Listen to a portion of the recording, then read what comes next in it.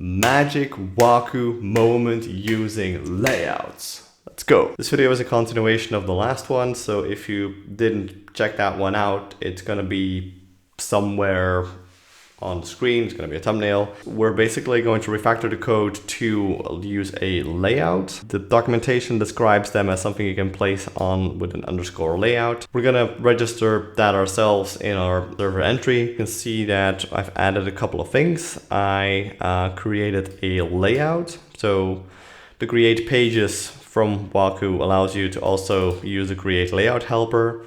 There we're gonna say this is dynamic, so every time we're asking the layout to be rendered on the server, re-render it, so it's not static but might have dynamic data.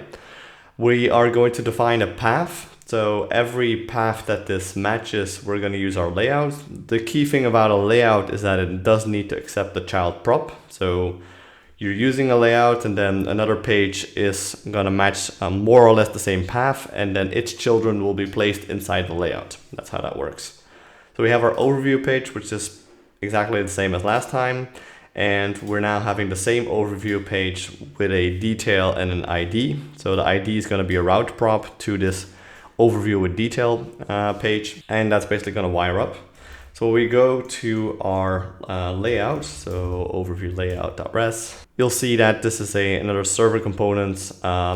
Get data exactly the same as last time. We're just getting data from our store. Our store is just a JSON file, but basically we're just grabbing data, manipulating what we need from it, creating a custom like overview, DTO kind of thing. And then we're gonna render it out. So I added a link to the overview page. Link is a Waku specific thing. We have our Waku bindings. There are a couple of Waku things to create like a URL. So we have a link over here, then we'll use a router a little bit later on. We also, and I've added this because, well, a little bit of coolness. I've added an iframe that's going to be part of our layout. So our iframe is going to be a movie that's going to play full screen. And that happens both in our overview page and on our detail page. And it's going to be a little bit of magic there. The change for the Pokemon itself is that they're just now wrapped with this link, which goes to a detail, which gets the idea, basic stuff, what you expect it would do. And if we then look into the browser, we can see that we have the video playing in the background. We have all these Pokemon. Some of them have a border. We'll get to that. And if I click on one of these, I've navigated to the overview detail. I've loaded the detail page, which is a server component. We'll get to that. So this entire page is a server component, but reusing our layout. And it showed me another div. The mind-blowing thing is that the video kept playing as is. I can navigate to a different page. The video keeps playing. My URL here is changing to the right thing. And React all figured it out. Some components ran on the server. They gotten back to the client. And I don't know, that's just all kind of magical how that works. So when we take a look at our network tab, if we then click on one of these, we're actually going to invoke a link. Browser refresh didn't happen. We didn't get a full page refresh, but it tried to get the page for this URL. So this is overview detail 4, and it does this .txt thing. And when we then go to the response, we can see this is the compiled JSX if you want. And this just contains everything for our overpage detail. When we try and figure out a little bit what's all this about, you'll see that we are grabbing the React state and the React component structure data information for the entire page. So we are repeating the list, we are repeating the iframe, for example. But the reason that happens is it's not a static component, so it was dynamic. Potentially something did change in our data source, in our data store, and some more of these components could have a border because of some other user doing some database changes. So this sends in everything else, everything comes down, and React is able to figure out that, oh, the video didn't change, none of these props changed, like this is just, how re-rendering works. And it added the detail, and yeah, I don't know, I feel like this is rather magical that, the URL changed, nothing got re-rendered that wasn't necessary, but I did get this detail information that was re-rendered, or that the component was mounted, but it didn't do anything on the client. We're getting information on the server, I'll show the code in a bit, and it all just kind of works. And when it comes to, you know, data we're sending to the browser, it's still all very reasonable. So we're sending a little bit of data here, but at the same time, the entire thing could have been different. So we just have to send it, and yeah, it still works. And if I now were to just go to the next page with a full page refresh, that also just still works exactly the same. But of course, we had to refetch everything. But the point is that page got, you know, hydrated directly. But if I now go to overview and another one, that all just works. And you can see that even the request to the overview, same principle, you just get the components back from the server. So taking a look, we see that our layout is the same thing. We see that we now accept a children's property, which is a React element. I just basically add the children after the list or next to the list. And this is in a Flex container, so that's where the gap works. When we go to our pages, our overview page actually just doesn't return anything at all because there's no reason to show anything. We're fine with what's happening in the layout. And then the detail is going to get a ID. This is a bit the configuration. This just maps to what we had in our server entry. This maps to the ID over here. First thing we're trying to do is convert the ID to an integer. And if that doesn't work, we're just going to return another div. Because it's async, we just, you know, it allows us to do a lot of more interesting things, such as a database call to just get the Pokemon by its ID. And we either got that or there was an exception that we just didn't find it and we just returned something. So let me just see if that works. If we go with ABC, can't really see it, but you get like an invalid ID over here. And if we were to go with some high number that doesn't exist, I actually was expecting that exception to be caught, to be fair. Let me try a little bit of a lower number.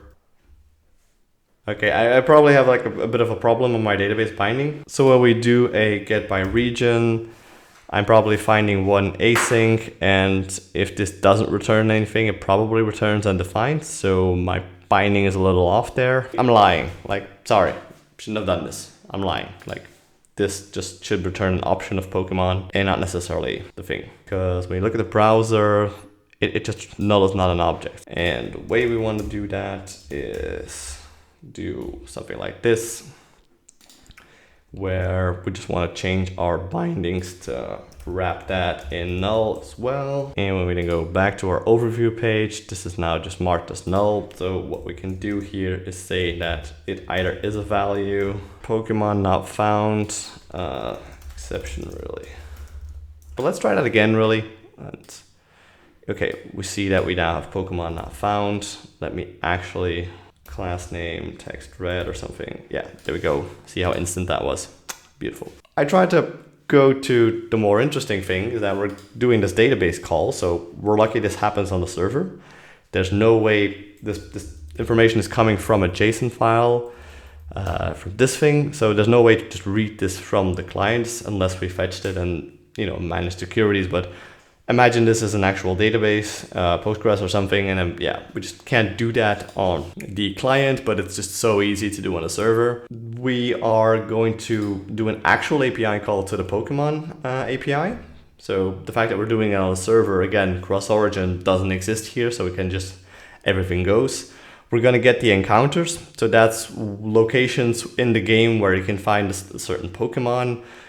We aren't interested in all the games, so I'm just picking out the version I'm playing here. In practice, what you get, if we pick this one, then you can see where in Ruby or in Sapphire you can find this Pokemon. So that additional information just came from the server. It was just the response, the thing we actually care how to render it, just was all part of my component response over here. And that's just really the magic of server components. And yeah, this is really, I'm really leaning into it.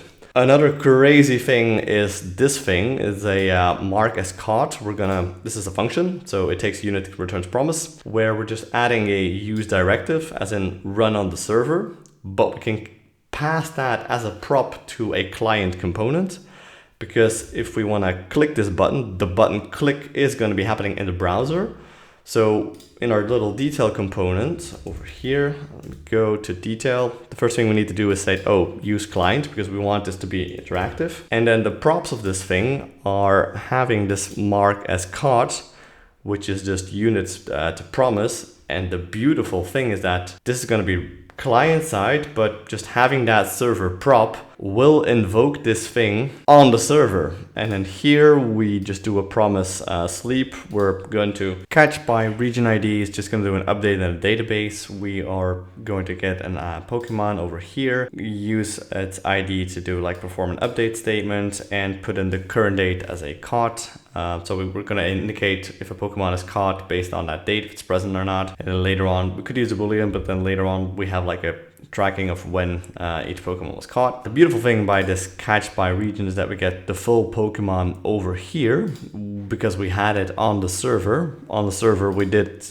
do like a get by region ID. So we already have that information.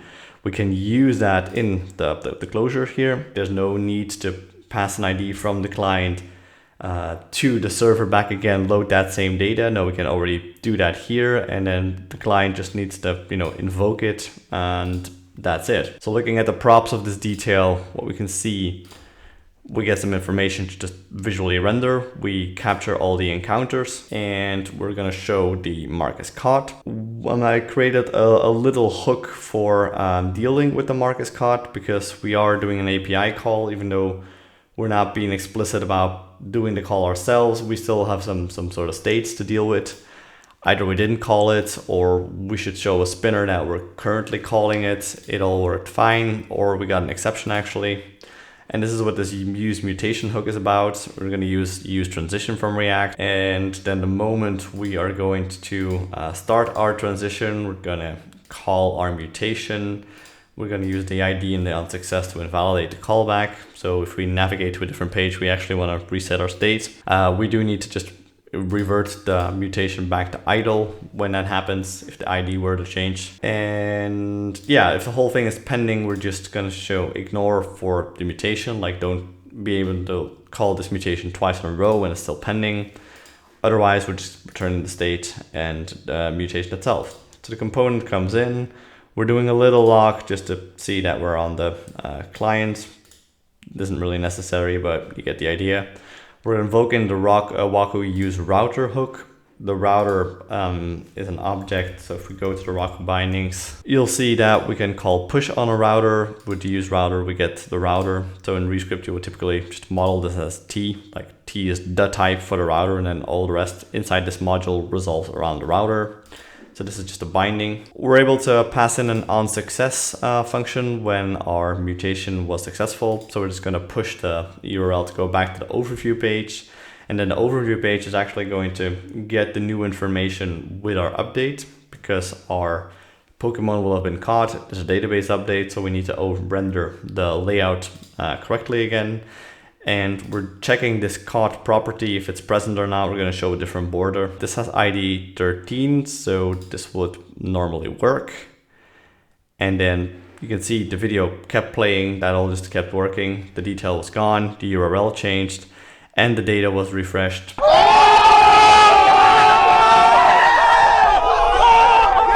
And if we were to try and catch someone with an even ID, if we're going to do this, then it's not going to work. We're showing our error, which is fine for our demo. And if we're going to go and try and catch a different one, the state reset it, because this is a client-side component. So our little hook got reset because of the use effectors in there. And we can try and catch it again. In this case, it's going to work. So yeah, that's it for today. I'm quite a fan of React Server components, how they work together, what you do on the client, what you do on the server, and how it's connecting with each other. I'm such a fan of serverless functions where you just pass this down as like a prop to your client. Client does not have to care at all. Calls the server. Server is, in a powerful position to get shit done. And the fact that you have this co-location, it makes sense to me. And this co-location just makes everything easier to reason about. Like I didn't have to jump to a different code base in a different language. And, it's all in the same file, and it makes it easier to reason about. So I'm very excited about server components. Until we meet again.